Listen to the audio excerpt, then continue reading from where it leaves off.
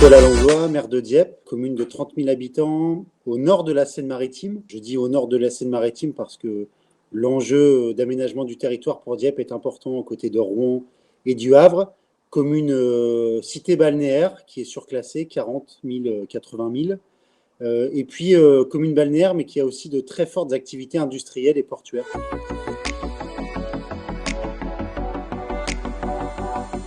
On a voulu intégrer ce programme qui nous semblait intéressant parce qu'on mettait tout le monde autour de la table, acteurs publics, acteurs privés, acteurs institutionnels, pas simplement autour du logement, pas simplement autour du commerce, pas uniquement la question des transports, mais toutes les activités qui font qu'un cœur de ville, c'est un cœur de vie. Et pour vivre, il faut tout.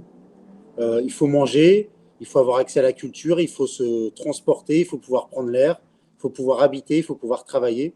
Et donc, c'est tout ça qu'on a mis dans le programme Action Cœur de Ville à la sauce dieppoise.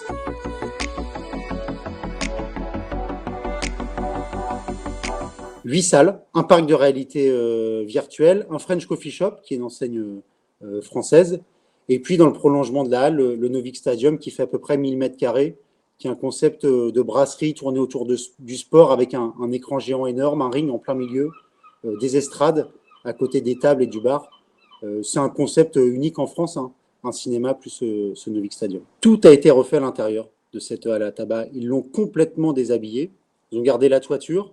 Ils ont même refait la grande verrière qui est traversante et qui sert de puits de lumière. Et puis à l'intérieur, ils ont gardé la structure en bois. Ensuite, tout a été refait pour construire des boîtes à l'intérieur, en fait, qui servent de salle de cinéma, faire un parc de réalité virtuelle qui est unique. En Normandie, on n'a pas comme ça, avec de la technologie de l'autre bout du monde, à Dieppe, dans ce beau projet.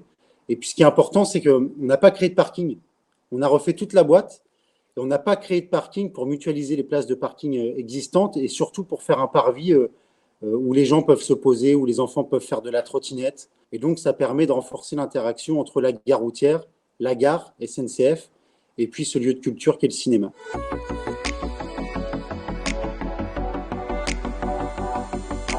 On a inauguré ce cinéma la veille du 50e anniversaire de la Foire aux Harengs et la Coquille Saint-Jacques. Ce qui veut dire que ce cinéma, il est vraiment intégré dans l'histoire locale et puis dans le patrimoine dieppois, parce que la Foire aux Harengs et la Coquille, c'est quelque chose chez nous. Et il a connu un démarrage à fond la caisse, si on parle comme on le fait à la maison. Il dépassait les chiffres et ses prévisions. Et malheureusement, la Covid-19 est venue bousculer tout ça.